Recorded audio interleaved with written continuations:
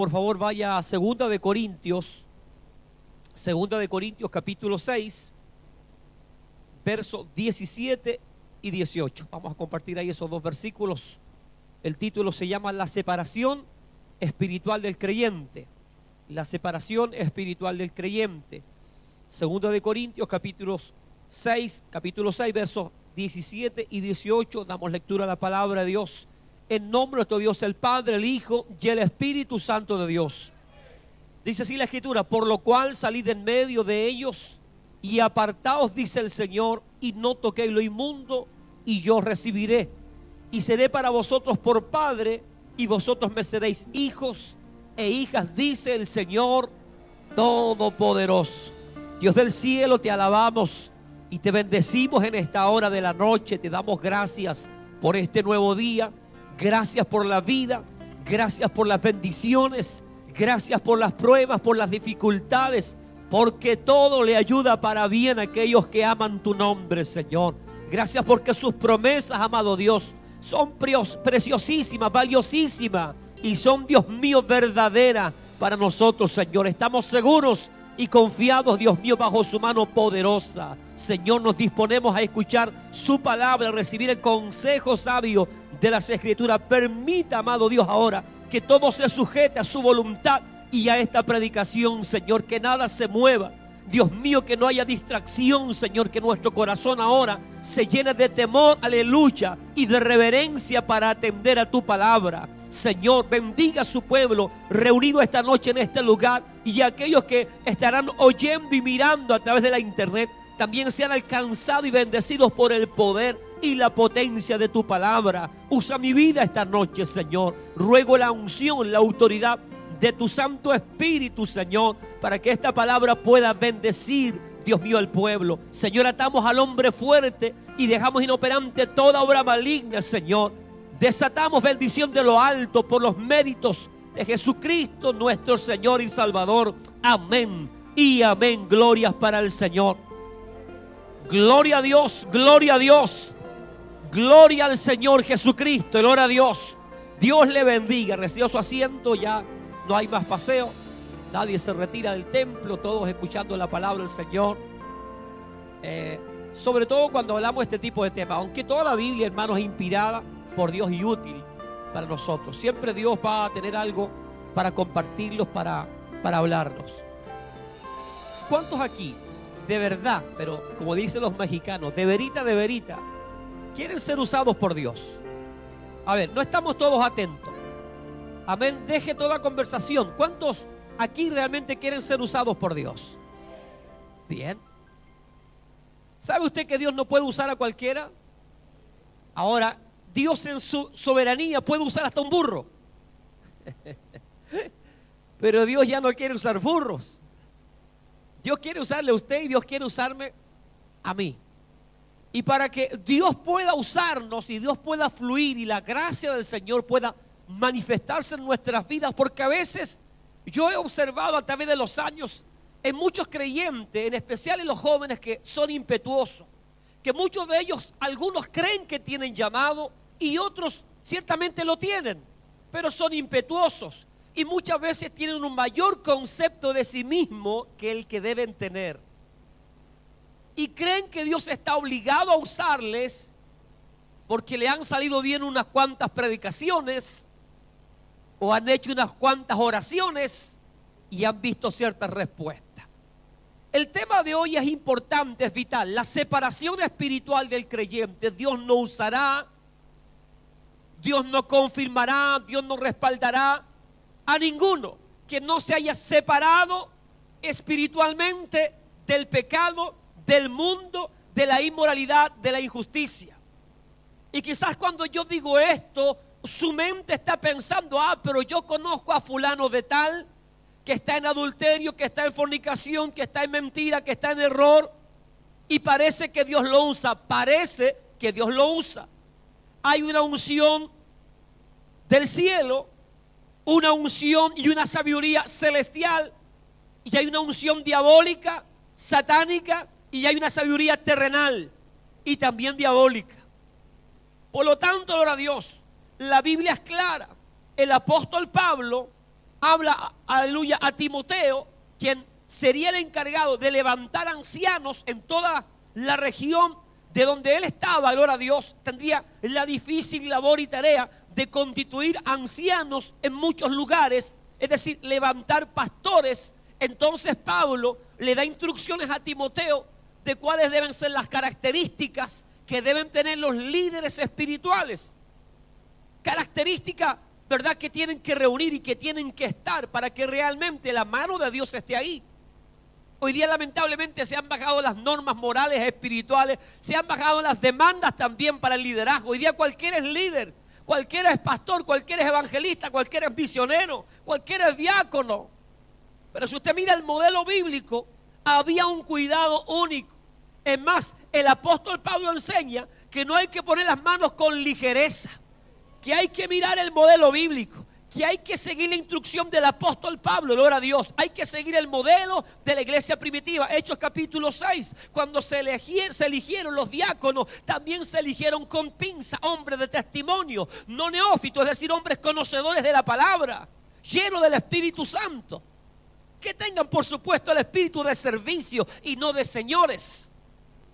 Se eligieron con cuidado, con pinza. También Pablo dice a Timoteo: Timoteo, cuando tú vayas a elegir, ¿verdad?, a algún anciano, algún pastor, obispo, diácono, estos son los requisitos. Debe ser esposo de una sola mujer, no puede ser recasado. De verdad tiene que tener su familia en sujeción. Tiene que, ¿verdad?, ser un hombre hospedador. No tiene que ser pendenciero, no tiene que ser un ladrón, no tiene que ser un sinvergüenza, no tiene que ser alguien que está acusado de algo inmoral.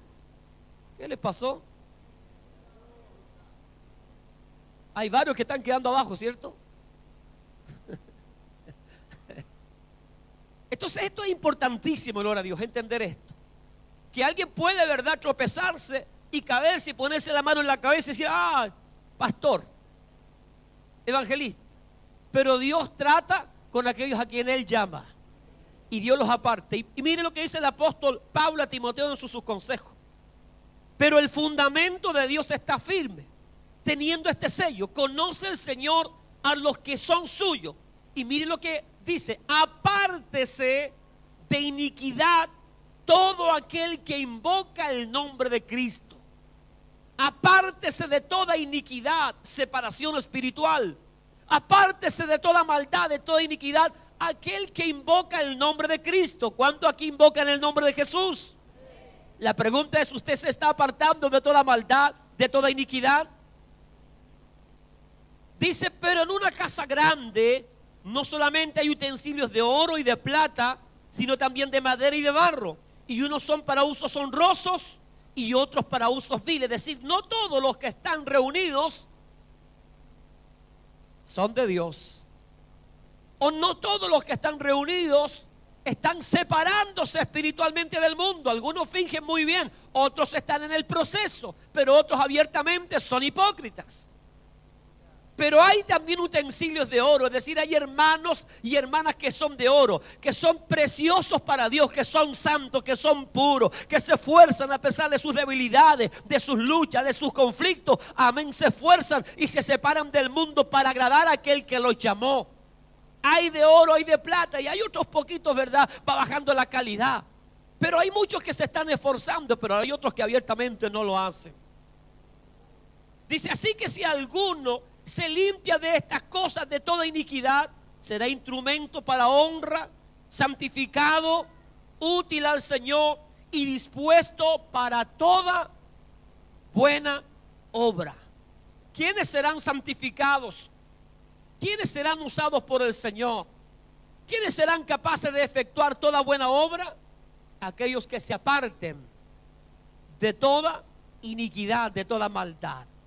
Entonces el tema de la separación espiritual del creyente es importantísima, porque no solamente afecta el servicio nuestro hacia Dios, porque muchas veces soñamos con el servicio. Muchos sueñan con el diaconado, muchos sueñan con incluso predicar, coordinar. Es más, algunos dicen: bueno, yo soy más viejo que los porotos aquí en esta congregación y veo que vienen otros más nuevos y ya están ocupando, ¿verdad?, cargos como coordinación, como predicación, ya son diáconos, y yo que soy más antiguo todavía no logro nada. Bueno, examínese.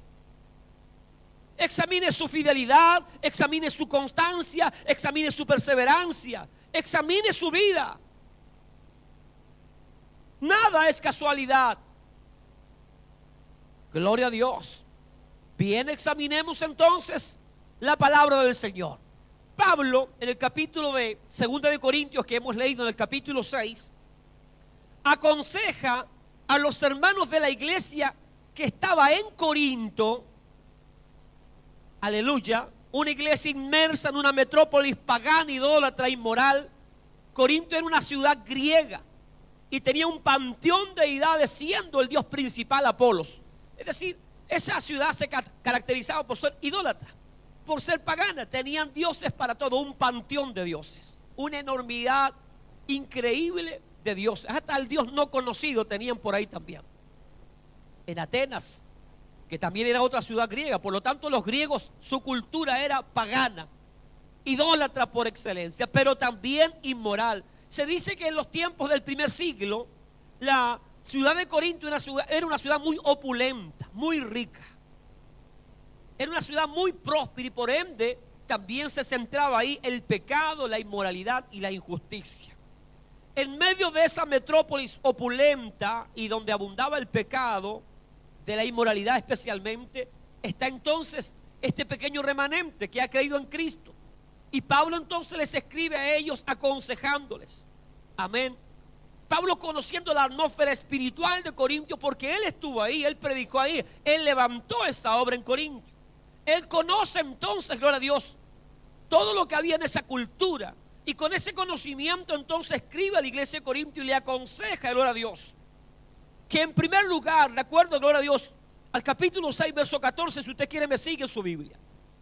El consejo es: no os unáis en yugo desigual con los incrédulos.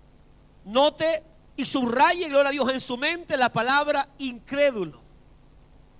No os unáis en yugo desigual con los incrédulos. Ese es el consejo, amén, del apóstol Pablo a la iglesia de Corinto. En primer lugar, no se unan en yugo desigual con los incrédulos. ¿Cuántos saben lo que es un yugo aquí? Los que vienen de allá del sur y los del norte y los del centro también, gloria a Dios. Sabemos lo que es un yugo y para qué se usa el yugo, ¿no? ¿Para qué se usa el yugo? Para enyuntar, gloria a Dios, los bueyes o los animales, gloria a Dios, para que jalen juntos, tiren juntos, gloria a Dios, para que trabajen juntos. Entonces, ¿qué está diciendo? No se unan a yugo desigual. Es decir, tienes que unirte a alguien que es igual que tú. ¿Se imagina enyuntar un caballo con un buey? ¿O un burro con una cabra? Sería chistoso ver esa escena. Amén. Entonces note esta palabra, incrédulo. Es decir, un incrédulo es alguien que carece o no tiene fe y hasta se opone a la fe, especialmente cristiana. Amén. Estamos aquí. La recomendación entonces de Pablo es no asociarse o no tener una íntima comunión con los incrédulos. Para Dios, los habitantes de este mundo se clasifican en dos nada más: los que están en Cristo y los que no están en Cristo. O mejor dicho, los que son hijos de Dios y los que son hijos, usted lo dijo. Para Dios solamente dos tipos, dos clasificaciones: los que están en Cristo y los que no están en Cristo. Y los que no están en Cristo para Dios son incrédulos, son enemigos de Cristo. Están muchos de ellos en ignorancia. Entonces el consejo es no unirse a un incrédulo, no unirse a alguien que no conoce la fe cristiana, a alguien, verdad, que no acepta la fe cristiana, no unirse con él, porque es un yugo desigual. No unirse con él, porque no tienen la misma perspectiva, porque no tienen la misma visión, porque no tienen las mismas metas, porque no tienen el mismo sentir. Es totalmente contrario, totalmente opuesto. Por eso el consejo es no unirse en yugo desigual. Y esto es un consejo para aquellos que buscan novia, para aquellos que quieren casarse, para aquellos que quieren hacer negocios, para aquellos que quieren buscar amistades, no busque amistades incrédulas. No busque novio incrédulo. No busque una futura esposa o esposo incrédulo. No busque a los impíos, a los incrédulos para hacer negocios. Porque nunca habrá acuerdo, nunca habrá comunión, nunca. Muchas veces, hermanos, somos desobedientes y no hacemos caso a la palabra de Dios. Y cuando no obedecemos al consejo bíblico y somos rebeldes, entonces vamos a tener que enfrentar y pagar nuestra desobediencia. Y vamos a tener que ser llevados a muchos dolores, a mucha aflicción a causa de nuestra rebeldía. Pero Dios le dé sabiduría y Dios añada temor a su corazón para poder obedecer a la Escritura. Gloria a Dios, para que todo lo que hagamos, como dice el Salmo 1, sea prosperado por Dios. Porque aquel que obedece al Señor, aquel que obedece a la palabra de Dios, será bendecido, será bendecida, será prosperado. Muchas cosas, hermanos, vienen, muchas amarguras, muchos dolores, porque hemos sido rebeldes al consejo de Dios. Este consejo es para todo entonces ámbito de sociedades o comunión, amistades, negocio, noviazgo, matrimonio. Alguien dirá, pastor, entonces yo no puedo juntarme con los incrédulos. Una cosa es que usted se junte con alguien, o una cosa es que usted conviva con alguien, ya sea en un hogar donde no todos son cristianos. Si usted es el único cristiano en su hogar, los demás son todos incrédulos. No estoy diciendo eso. Estoy diciendo de mantener una comunión íntima con los incrédulos, de participar en aquellas cosas que ellos hacen que son obviamente abominación o pecado delante de Dios. Porque si usted tiene un trabajo secular, en su trabajo usted va a tener que aprender a convivir con los incrédulos. Pero cuidado con las amistades, cuidado con los secretos, cuidado con las bromas de doble sentido, cuidado con las confidencias, cuidado con los comentarios. A eso nos referimos. Porque de otra manera, para no juntarnos con los incrédulos, tendríamos que salir del mundo. Y Jesucristo, ¿verdad? Juan ora al Señor, no para que nos quite del mundo, sino que nos guarde del mundo, nos guarde del sistema pecaminoso del mundo. Nosotros estamos, pero no pertenecemos a este mundo. Pero mientras estemos aquí, vamos a tener que aprender a convivir con los incrédulos, pero cuidado con ir en una relación más íntima, más profunda con ellos. Nuestra relación con los incrédulos debe ser superficial, debe ser de amistad nada más, ¿verdad? O de cercanía, pero más que nada para compartirles el evangelio. ¿Cuánta gente a la final ha terminado apartándose del camino del Señor? Porque no han estado dispuestos a renunciar a las amistades, gloria a Dios, que tenían en el mundo. Yo conozco a varios que no supieron decidir, que no supieron guardar distancia de los incrédulos. Usted no espere que los incrédulos a usted le toleren, le acepten todo lo que usted es. Porque tarde o temprano se van a mofar, se van a burlar, se van a reír a sus espaldas, gloria a Dios. Porque su mente, su corazón, le aseguro, está puesta en otras cosas, no en las mismas que está usted. Un hermano me decía, pastor, es difícil, ¿verdad?, cuando a veces tenemos que convivir con los incrédulos, porque para nosotros, ¿cuál es el tema de conversación para los cristianos? ¿De qué hablamos nosotros? De Cristo, de la palabra, de los cultos, de las reuniones, ¿cierto? Y cuando nos juntamos con los incrédulos, ¿qué tema de conversación podemos tener con ellos? Bueno, a algunos no les cuesta mucho, algunos que tienen el ídolo del fútbol en el corazón, ¿verdad? Hablan de tú a tú con los impíos, con los incrédulos, gloria a Dios. Pero un cristiano verdadero, ¿cuál es el tema? Cuesta mucho. No sé si a usted le ha pasado más de alguna vez que ha hablado con un incrédulo y de pronto se despide y le dice, Dios le bendiga o amén. Y lo quedan mirando raro. Porque nuestra cultura, estamos acostumbrados a un lenguaje, a un estilo, ¿verdad? A una forma que el mundo no la va a entender. Mi esposa decía que el otro día fueron a comprar con unas hermanas acá y por ahí en La Vega, pues no faltó el chistoso que les gritó, santo. Aleluya. porque el mundo es así. Entonces, gloria a Dios, el consejo es no unirse a yugo desigual con los incrédulos. Pablo declara entonces que no existe ningún compañerismo o amistad verdadera, y continúa el relato. ¿Qué compañerismo tiene la justicia con la injusticia? No puede haber compañerismo. O somos justos o somos injustos. ¿Y qué comunión la luz con las tinieblas? ¿Qué concordia, qué acuerdo tiene Cristo con el diablo? ¿Cristo tendrá algún acuerdo con el diablo? No. ¿Hay algún compañerismo entre la luz y las tinieblas? Claramente Pablo está haciendo una referencia al cristiano. ¿Por qué? Porque usted y yo hemos sido hechos justos por la sangre del Cordero. Y si nosotros somos justos, aquellos que no han sido lavados y redimidos con la sangre de Cristo, ¿qué son? Injustos. ¿Y puede haber comunión entre la justicia y la injusticia?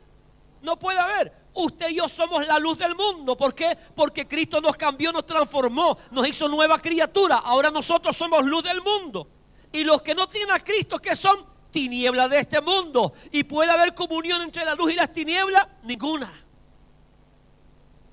Tan claro como que Cristo y Satanás no tienen ninguna comunión y no están de acuerdo en absolutamente en nada. Dice, ¿y qué acuerdo hay entre el templo de Dios y los ídolos? ¿Qué acuerdo hay entre el templo de Dios? ¿A quién se está refiriendo? Al creyente. ¿Qué acuerdo hay entre el templo de Dios y los ídolos? Da Pablo por sentado, por hecho, que los creyentes no tienen ídolos en su corazón. El creyente verdadero, que ya no tiene ninguna comunión, ninguna relación, ningún compañerismo, ninguna amistad con los ídolos de este mundo.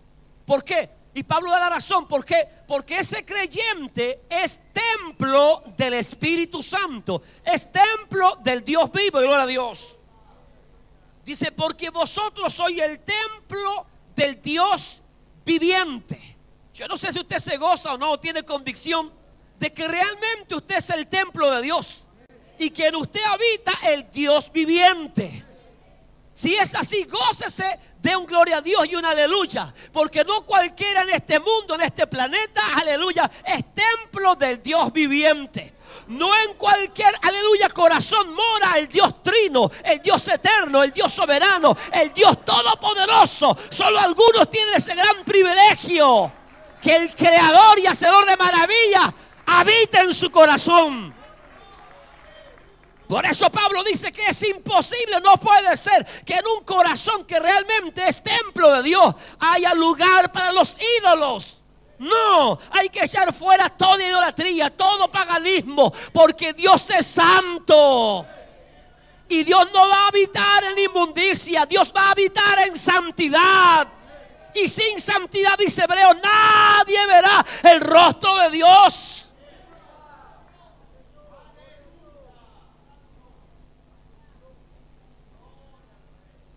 Aleluya. Somos templo del Espíritu Santo, somos templo del Dios viviente. Como Dios dijo, amén, profecía en Levíticos capítulo 26, verso 12 y Ezequiel capítulo 37, verso 27. Como Dios dijo, habitaré y andaré entre ellos y seré su Dios y ellos serán mi pueblo. Había una promesa, una profecía, que llegaría un día que Dios habitaría en medio de ellos. Y no está hablando del tabernáculo de reunión. El tabernáculo de reunión erigido en el desierto era un prototipo, era un anticipo, era una figura de lo que había de venir. Eso era temporal, aleluya. Mas Dios estaba mirando y Dios estaba pensando en habitar en el corazón del hombre. Por eso Ezequiel lo confirma y dice que Dios pondrá su espíritu en nosotros y Él habitará en nosotros y Él morará en nosotros. Aleluya.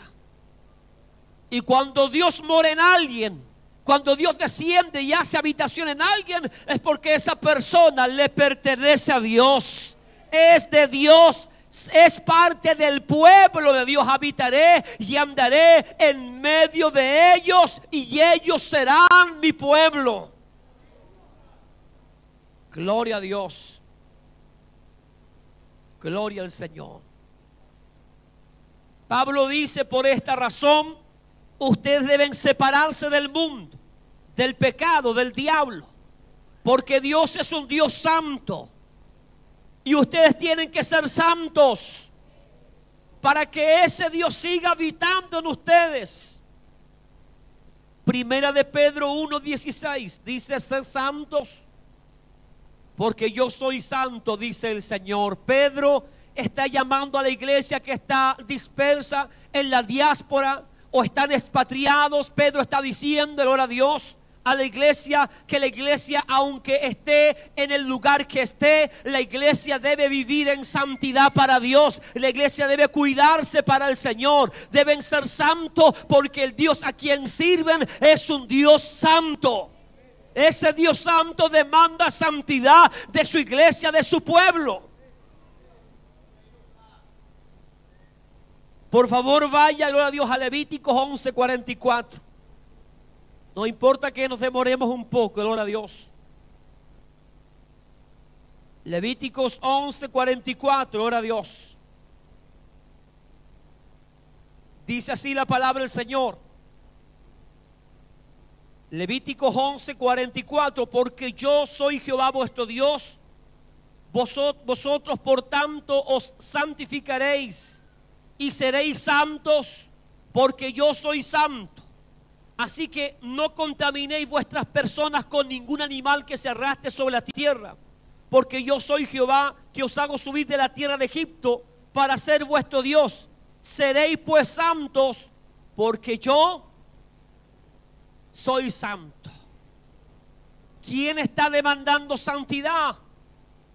¿Quién está demandando santidad a su pueblo? Es Dios, no es el pastor Rubén, no es fulano tal, es Dios el que está poniendo condiciones, reglas a su pueblo. Ustedes serán santos, ustedes serán separados, ustedes se apartarán espiritualmente de todas las cosas de este mundo, porque ustedes serán especiales.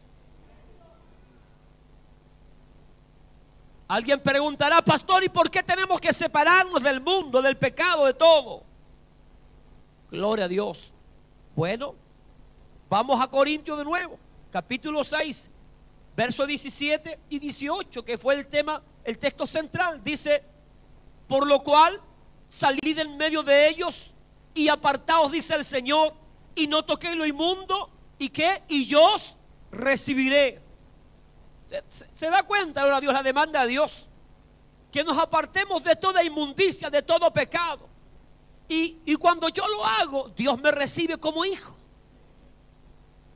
Y seré para vosotros por padre, y vosotros me seréis hijos e hijas, dice el Señor Todopoderoso. Es decir, cuando yo decido voluntariamente apartarme, separarme del mundo impío, del pecado, de las malas costumbres, y voluntariamente decido vivir en santidad para Dios, en pureza, Dios me recibe. Dios recibe mi oración, mi clamor. Dios recibe mi alabanza. Dios recibe mi adoración. Dios me recibe como su hijo, aleluya. Bendito y alabado sea el nombre del Señor. Gloria a Dios. Si usted y yo salimos de este mundo corrupto y nos apartamos entonces de todo lo inmundo, el Señor nos recibirá como hijos. Y eso, hermano, es lo más maravilloso que al ser humano le puede ocurrir. Que el Señor lo adopte, que el Señor lo tome como hijo, gloria a Dios. Si todos nosotros en este mundo estábamos huérfanos, o no, perdidos, errantes en este mundo vil y pecador, lleno de llagas, gloria a Dios, podridos en nuestros pecados, perdidos, pero el Señor nos recogió y nos tomó como hijos. ¿Por qué? Porque el Señor había elegido a su pueblo. Y usted y yo hemos sido simplemente injertados al olivo natural que era Israel. Por gracia simplemente somos salvos, por amor de Dios y nada más que eso. Pero qué hermoso es que el Señor ahora nos reciba y nos llame hijo mío, hija mía. Gloria a Dios. Mirad cuál amor nos ha dado el Padre para que seamos llamados hijos de Dios. Pero no cualquiera es hijo de Dios, sino aquel que a quien Dios ha llamado y Dios ha apartado, ha justificado y ha limpiado, gloria a Dios. Y esa persona entiende su llamado y voluntariamente, porque el hombre tiene responsabilidad delante de Dios. Y la responsabilidad es poner su corazón en Dios y apartarse de toda iniquidad. De otra manera Pablo no lo diría: apártese de iniquidad todo aquel que invoca el nombre de Dios. Si Dios lo hiciera todo, yo no tengo que hacer absolutamente nada. ¿Para qué entonces ese verso? Pero claramente está hablando de la voluntad y de la responsabilidad del ser humano de apartarse de todo lo malo para agradar a Dios.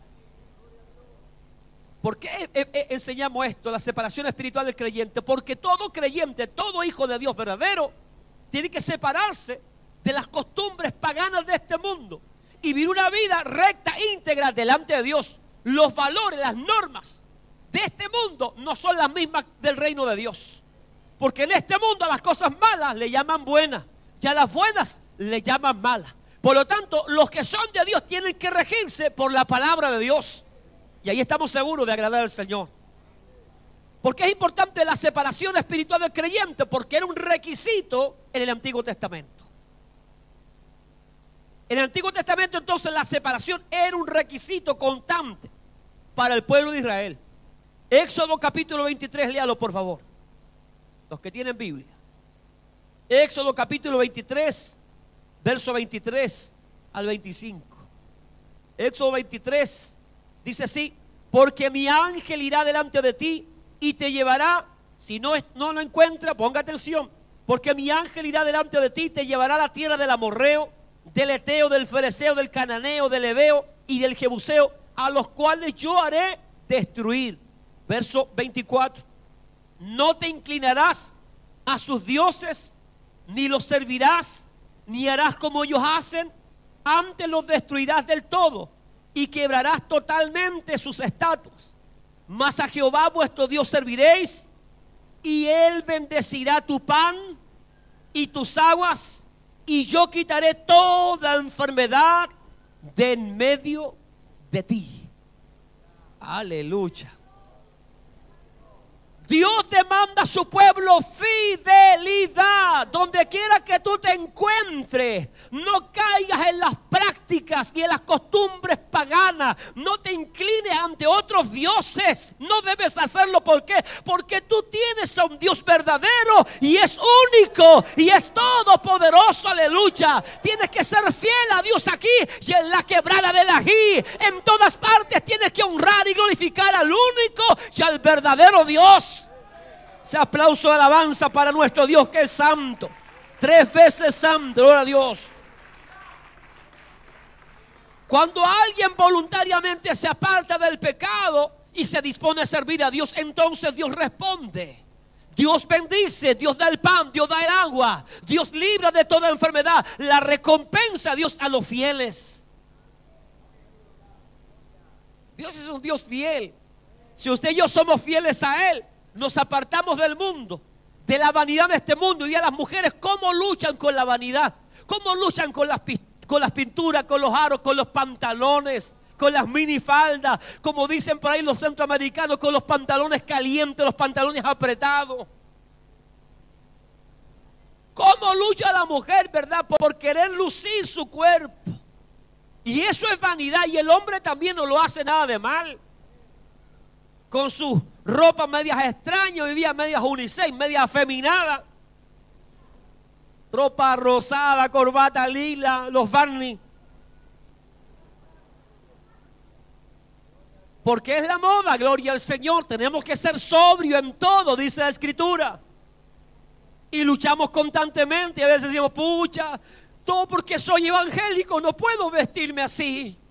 No puedes andar como trash, como pan, porque eres evangélico. Si te duele eso es porque aún no has nacido de nuevo. Y dile al Señor: ayúdame, porque esas cosas no deberían afectarnos. Porque usted y yo debemos apartarnos del mundo por amor a Cristo. Y no como una imposición, no como una obligación, sino que por amor al Señor. Yo me niego a las cosas del mundo para agradar a aquel que me amó primero. Aleluya. ¿Por qué cree usted que Dios nos demanda que seamos santos, equilibrados, justos? Aún en nuestra forma en nuestra manera de vestir, de hablar, tenemos que ser santos. ¿Por qué cree usted? Usted dice: ¿para qué? Para estar en comunión con Dios, sí. Alguien dice, no, porque Dios es santo. Esa es la respuesta más breve. No, que Dios es santo, entonces tenemos que ser santos. ¿Por qué usted cree que Dios demanda santidad? Que nos separemos del mundo. ¿Por qué cree usted? A ver. Porque sin santidad nadie verá al Señor. Pero entendemos el asunto. ¿Qué es lo que Dios buscaba en su pueblo cuando Dios decidió elegir a Israel? Dijo, ustedes serán un pueblo especial sobre toda la tierra. ¿Sabe por qué Dios demanda santidad? Porque Dios quiere que su iglesia sobresalga del mundo. Dios quiere que su pueblo sea diferente al mundo. Muchas veces nosotros decimos, hoy la iglesia lamentablemente no hay una diferencia entre el mundano y el cristiano. ¿Por qué? Porque la forma de vestir, la forma de hablar, la forma de conducirse, ahora ya no hay una gran diferencia. ¿Qué es lo que Dios busca al demandar separación espiritual? Que la iglesia se santifique, que exista, que se vea, que se note la diferencia. Hasta el día de hoy nosotros podemos decir, cuando vemos a alguna hermana con cierto atuendo, decimos, ahí viene una cristiana. Porque todavía algunas sobresalen. No digo, ¿verdad?, esas que tienen el moño largo y nunca se peinan.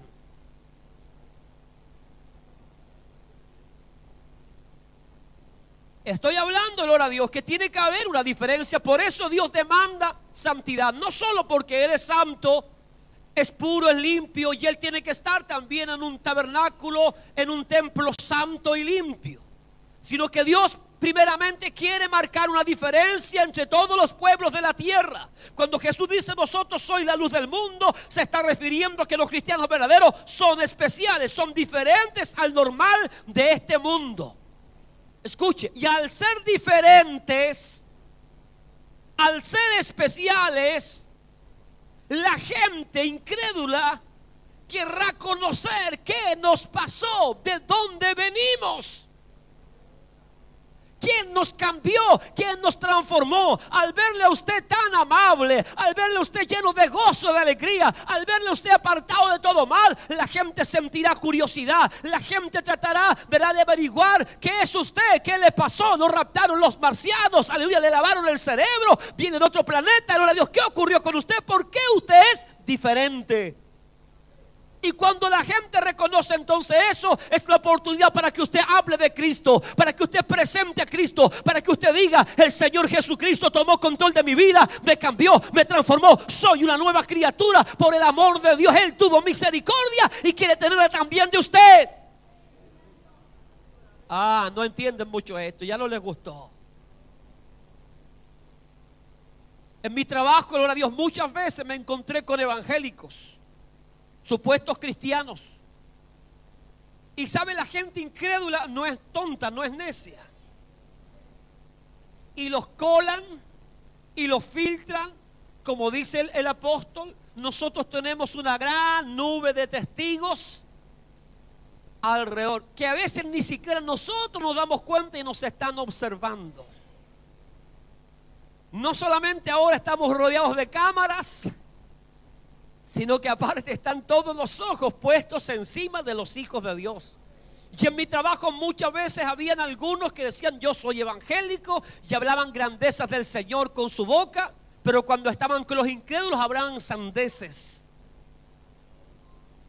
Compartían la inmoralidad con ellos, chistes obscenos, se reían de cosas sucias. Y ya al final yo me daba cuenta que los incrédulos los rechazaban. Y cuando los incrédulos tenían alguna necesidad, no iban al hermanito liviano, no iban a ese que compartía con ellos los chistes obscenos. Iban donde el más serio, a consultarle, a pedirle oración, a pedirle consejo. Uno se da cuenta entonces que ciertamente tiene que haber una diferencia en nuestros modales, en nuestra forma de hacer, en nuestra forma de convivir con los demás. Tenemos que ser separados, apartados para Dios. Lamentablemente hay muchos evangélicos inmaduros que llegan a ser toscos, que en vez de ganarse a la gente los odia. Porque no tratan con la gente incrédula, con los compañeros de trabajo que son impíos. Vos sois un carnal, un mundano, olía azufre. Apártate, hijo del diablo. ¿O no? Es como aquel hombre que no dejaba que la mamá entrara a su dormitorio porque la mamá era inmunda. Y él era santo y toda la pieza la tenía santificada. Amén. Y echaba a la mamá en la pieza. Claro que esa mamá, gloria a Dios, al santo, le lavaba los calzoncillos y los calcetines de hondo igual.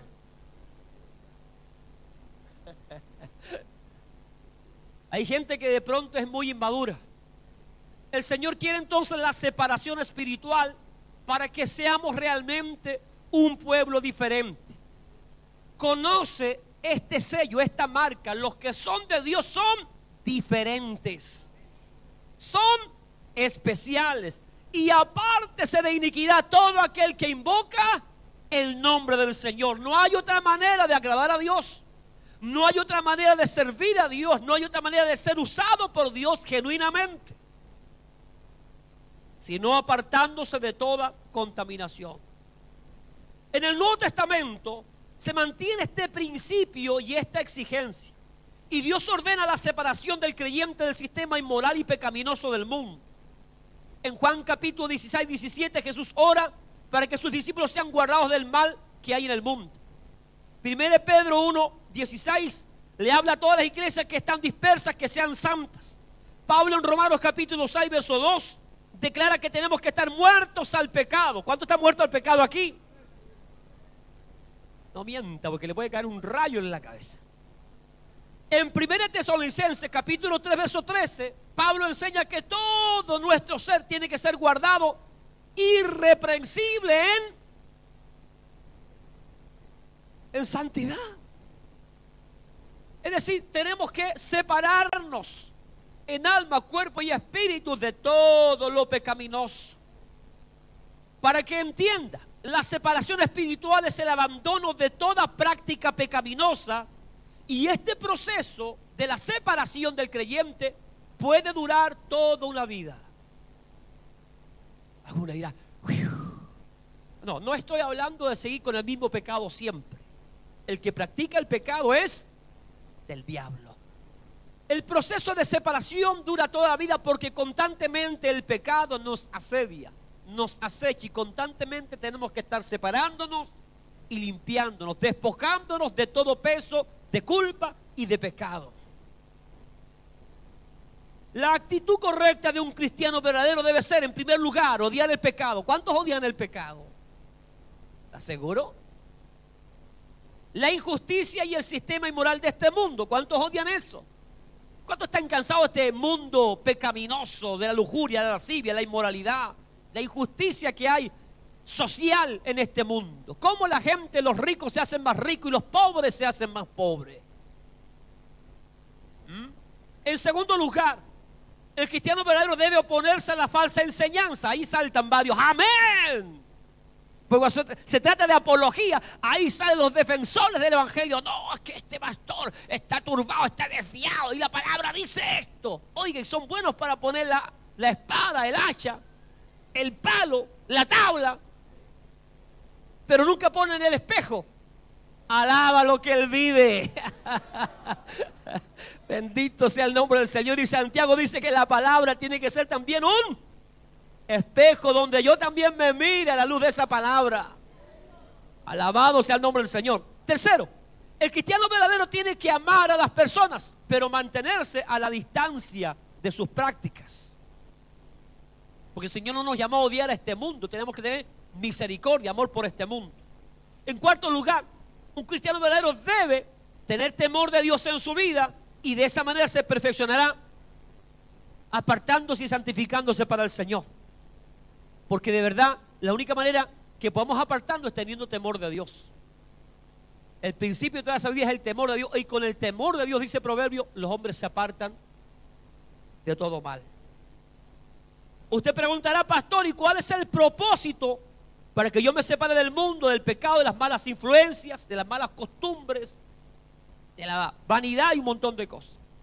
Primero, Cuando nosotros nos separamos y nos apartamos voluntariamente, oiga, y tengo que decir esto, sin la ayuda del Señor jamás podemos vencer la tentación y el pecado.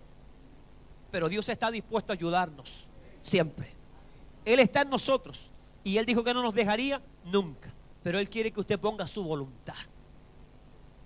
Y cuando yo pongo mi voluntad y decido separarme, dejar las cuestiones carnales, las cuestiones mundanas, dejar de vivir una vida liviana, superficial, poco comprometida, poco seria con el Señor, chacotero, y me dispongo de verdad a servir al Señor, en primer lugar, cuando yo me dispongo, entonces comenzamos, hermano, a perseverar sin dificultad en los caminos del Señor.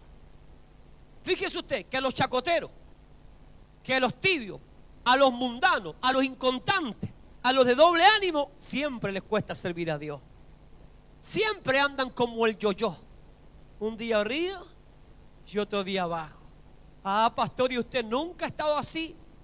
Sí, pero no siempre.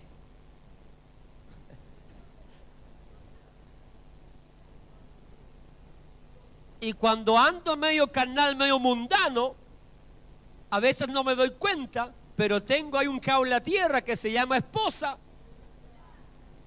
Dice, ya ponte las pilas rapidito, nomás, vamos marchando. Y tenemos que volvernos al Señor y buscar de Dios. Pero no podemos estar todo el tiempo así cojeando. La Biblia dice, mira que el cojo no se salga del camino. Métete en el camino de una vez por todo, cojo espiritual, gloria a Dios, y camina derechito del Señor. Cuando alguien se decide de verdad y se separa de las cosas mundanas, y cuando yo digo del pecado, también hay cosas mundanas que nos privan, los negocios, los ídolos de este mundo, el fútbol, oiga, el comer con los amigos, el bendito asado, todas esas porquerías a veces llenan nuestro corazón y nos impiden perseverar en la voluntad de Dios. Pero cuando alguien se decide y se separa y dice, ya basta, voy a poner en primer lugar Dios, mi relación, mi comunión con Dios. Cuando alguien lo hace, comienza a perseverar entonces en la voluntad del Señor y no tendrá grandes tropiezos. El diablo se va a levantar, pero Dios le dará la victoria, aleluya. Usted va a poder perseverar en la fe, en la salvación y en la santidad sin tropiezos. En segundo lugar, cuando alguien se separa es porque comienza a vivir solo para Dios y no para agradar a este mundo y a la carne. Pregunto, ¿cuántos quieren vivir aquí para Dios y no para este mundo y no para agradar a la carne? Gloria a Dios.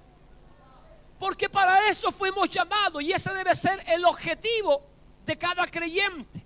Vivir para agradar a Dios, no para agradarme a mí mismo. Y no para agradar a la abuelita, ni al abuelito, ni a la mamá, ni al papá, ni a la esposa. Yo debo vivir para agradar al Señor. Debemos conocer cuál es la perfecta, justa, santa, agradable, ¿verdad?, voluntad de Dios para nuestras vidas. ¿Qué les pasó? Cuando nosotros nos separamos de verdad, realmente, seremos luz para este mundo. No hay otra manera. Y daremos testimonio entonces de nuestra nueva vida y de las bendiciones que el Evangelio ha traído a nuestro corazón. Porque qué terrible es cuando alguien habla de la grandeza del Evangelio cuando no tiene un testimonio que lo respalde.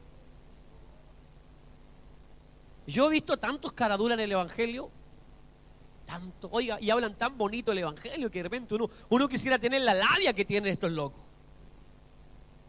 Tiene una personalidad, una facilidad de palabra para hablar del Evangelio, oiga, y adornan el Evangelio, presentan de una manera preciosa. Pero qué triste que esa predicación no va acompañada con testimonio. Pero cuando nos separamos de verdad, cuando los porrazos que hemos tenido en la vida nos han enseñado y aprendemos el temor de Dios, y Dios nos perdona y comenzamos a vivir una vida separada del mundo, del pecado, entonces Dios va a respaldar lo que hacemos. Porque muchos, ¿verdad?, dirán, en tu nombre hicimos esto, en tu nombre hicimos esto otro, y el Señor les dirá, yo nunca los aprobé. Ustedes nunca se separaron del mundo. Ustedes nunca fueron aprobados por mí. Y habrá sorpresas. Para ir concluyendo, porque este tema es extenso, pero hemos tratado de hacerlo lo más resumido posible. la pregunta que voy a hacer, o quizás que muchos se hacen: pastor, ¿y qué gano si obedezco a Dios y me aparto de todo lo malo? Decir, pastor, ¿qué gano si soy un niño bueno? Si soy una niña buena y me aparto de todo lo pecaminoso, ¿qué cree usted que va a pasar? ¿Quién gana? ¿Quién gana si yo me aparto de todo mal y obedezco a Dios? ¿Quién gana? ¿Dios? ¿Quién gana? Usted y yo, por hermano. Que algunos quieren que le den regalo, premio, porque se portó bien esta semana, no hizo ninguna. ¿Ah? Escuche, si usted y yo nos negamos al pecado, como se llama y como se presente, Dios recompensará su decisión voluntaria de apartarse de todo aquello que a Él no le agrada, ni le glorifica. Y Dios en recompensa enviará su protección, su ayuda, su socorro. Le dará un cuidado paternal. Él promete ser todo lo que un buen padre terrenal es para sus hijos. Recuerde que el texto dice: ustedes serán mis hijos y yo seré para ustedes padre. Si usted y yo, siendo malos, hemos dado y verdad nos preocupamos y le damos lo mejor a nuestros hijos, siendo nosotros malos, cuánto más nuestro Dios, nuestro Padre Celestial, que es bueno, cuánto más le dará a sus hijos toda bendición, toda abundancia. El solo hecho que el Señor nos haya recogido y aceptado por hijos nos ha incluido en la familia de la fe. No siendo hijos, hemos sido ahora hechos hijos y tenemos entonces el cuidado paternal. No somos guachos, no estamos solos. Tenemos un papá poderoso que nos defiende, que nos socorre, que nos alienta, que nos ayuda, que nos sustenta, que provee, que suple, que sana, que restaura, que liberta. A su nombre sea la gloria. Aleluya. Beneficios para aquellos que se apartan del mundo. Beneficio para aquellos que se separan voluntariamente de todo lo corrupto para agradar a Dios. Por eso muchos nunca tienen un favor de Dios, porque te estás portando mal, nene. Dios no nos llamó a inmundicia, Dios nos llamó a santidad. Si antes han vendido la pomada y te han predicado 8 evangelios, wichiwachi, más liviano, más superficial, te vendieron la pomada. Porque sin santidad nadie verá al Señor. Aquí hay que apartarse del pecado. Hay que renunciar a los vicios, a los placeres pecaminosos. Y hay que poner todo el corazón en Dios, aleluya. Cuando nosotros nos separamos, el Señor se transforma en nuestro consejero, en nuestro guía. Él nos amará y nos tratará con ternura. Por eso, hermanos, aquellos que se separan espiritualmente gozan de la presencia, de la comunión con el Señor. Alguien decía que si nos apartamos teníamos comunión con Dios, y esa es la verdad. Disfrutamos del amor, de la presencia, de la compañía, de la guía, de la dirección de Dios en nuestras vidas. Aleluya. Él será castillo fuerte, roca eterna. Él será su paz, su gozo, su fortaleza, su ayuda, su escudo, y será también la fuerza de su salvación. Gloria a Dios. Pastor, ¿y qué pasa si no me aparto? ¿Qué pasa si no me separo del sistema del mundo? Si no se separa, perderá lo más valioso que un ser humano puede tener en esta vida, que es la salvación y la comunión con Dios. Si usted no se separa del mundo, perderá esto que es precioso y valioso, que no se puede comprar con dinero, y que el Señor no la vende, la regala. Aleluya. Perderá entonces la comunión con Dios y la salvación. Perderá también los derechos y privilegios de tener a este Padre y Dios tan grande. Y también perderá el derecho que tienen los hijos de Dios. Recuerde que como hijos somos herederos de todas las promesas de Dios. Y la promesa más grande es la salvación y la vida eterna con Dios. Es decir, Si no nos apartamos, perderemos todos los derechos que tenemos ahora en Cristo. Todo lo que el Señor conquistó para nosotros en la cruz del Calvario, lo echaremos al tarro de la basura si no nos apartamos y no nos separamos de este mundo pecador. Así que sea sabio, sea sabia, sea inteligente y busque a Dios con todo el corazón. Sacúdase, deje lo mundano, deje lo liviano y lo carnal y aleluya, abrácese a la cruz de Cristo y que la sangre de Jesús lo limpie, lo lave de todo pecado y vive en santidad para Dios. Aleluya. Póngase en pie, por favor. El pecado es atrayente, el pecado es seductor, el mundo llama, pero que sea el mayor el llamado de la cruz de Cristo para nosotros. Tenemos el poder de Dios, aleluya, en nuestras vidas para vencer, derrotar todo pecado y toda tentación. Por eso Apocalipsis concluye diciendo que el Señor viene pronto. Y el que esté santo, santifíquese aún un poco más porque el Señor viene pronto. Es decir, no pierda esa bendición y la herencia y los derechos que tiene. Y el que es inmundo, siga carnal, siga liviano todavía. Si no quieres apercibirte, es cosa tuya. Amén, pero Dios bendiga a los que se aperciben. No tenga miedo de elegir por la santidad y por buscar del Señor. Dios le recompensará, Dios le bendecirá.